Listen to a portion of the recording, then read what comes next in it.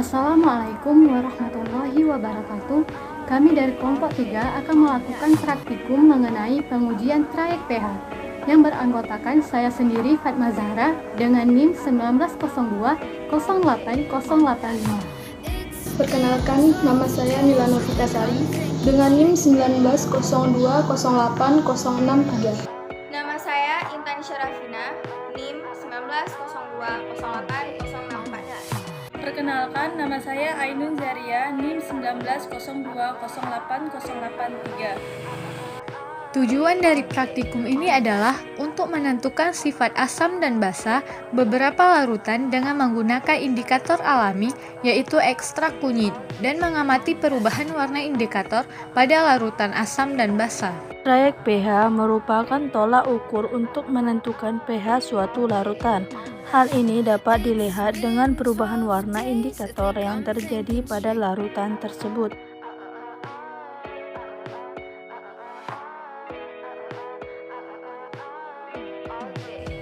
Ujian pertama menggunakan dua bahan, yaitu air sabun dan air kapur, dengan indikator alaminya berupa kunyit. Langkah yang pertama yaitu dengan menambahkan 1 sendok makan ekstrak kunyit ke dalam air sabun.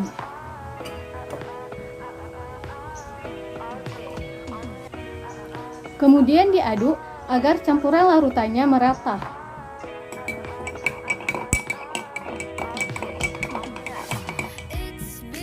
Langkah kedua yaitu menambahkan 1 sendok makan ekstrak kunyit ke dalam air kapur.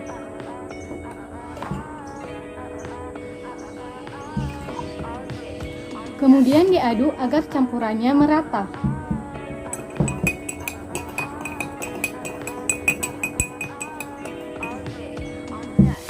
Untuk hasil ujinya, air sabun dan air kapur menghasilkan perubahan warna menjadi merah bata, yang menandakan kedua larutan ini bersifat basa, sehingga pH-nya berada di atas 7.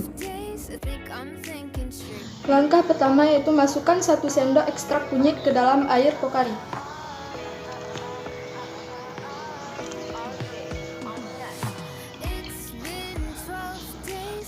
Selanjutnya, masukkan 1 sendok ekstrak kunyit ke dalam air jeruk.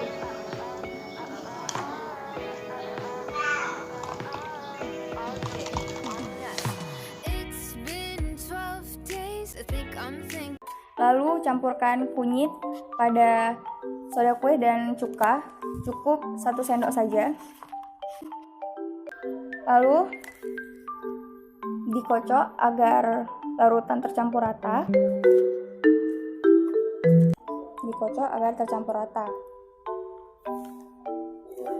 Setelah dicampurkan dengan kunyit, kedua larutan ini memiliki warna yang sangat berbeda. Soda kue memiliki warna merah bata yang menandakan dia bersifat basa dengan pH di atas 7. Sedangkan cuka berwarna kuning cerah yang menandakan larutan ini bersifat asam dengan pH di bawah. Selanjutnya, mencampurkan larutan kunyit ke dalam larutan obat mah. Masukkan 1 sendok larutan kunyit ke dalam obat mah. Kemudian diaduk sampai rata. Lihat perubahan yang terjadi. Pada obat mah menghasilkan larutan yang berwarna merah bata. Hal ini menandakan bahwa larutan mah bersifat basa. Kemudian jangan lupa mencuci sendoknya. Selanjutnya, mencampurkan larutan kunyit dengan larutan garam. Masukkan 1 sendok larutan kunyit. Aduk hingga merata. Pada larutan garam, kunyit tidak mengalami perubahan. Hal ini menandakan bahwa larutan garam bersifat netral. Asam merupakan senyawa kimia. Jika dilarutkan dalam air akan menghasilkan pH lebih kecil dari 7 dan menghasilkan ion H+. Sedangkan basa merupakan senyawa kimia. Jika dilarutkan dalam air akan menghasilkan pH lebih besar dari 7 dan menghasilkan ion hidroksida OH-. Indikator alami merupakan bahan-bahan alam yang dapat berubah warnanya dalam larutan asam atau basa. Indikator alami yang kami gunakan yaitu ekstrak kunyit. Campuran indikator alami dengan larutan asam atau basa akan menghasilkan perubahan warna yang berbeda dari warna aslinya. Penambahan indikator kunyit pada larutan asam akan menghasilkan warna kuning muda dengan pH kurang dari 7. Sedangkan pada larutan basa akan menghasilkan warna merah bata dengan pH lebih dari 7.